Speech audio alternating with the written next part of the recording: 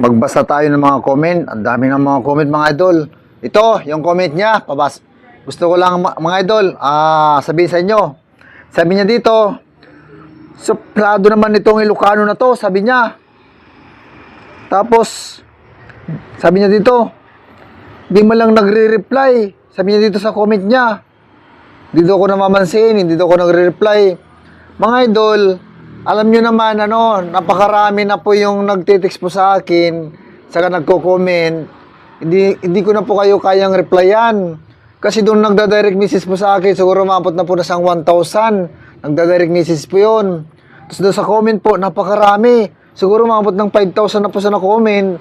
Ngayon po, hindi ko na po, kayang lahat ng replyan. Dahil nagbabiral po yung video ko.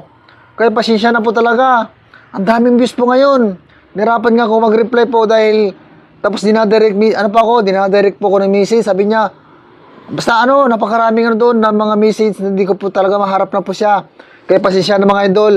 Dahil sa sobra po daming na nagko-comment sa reaction sa mga video ko ngayon. Kaya hindi ko na kaya mga idol, replyan. Pero maraming salamat. Dahil mga idol, dahil nagre-react kayo, nagko-comment at nanonood. At yun mga idol, at maraming salamat mga idol. At thank you po very much. Thank you po. Thank you.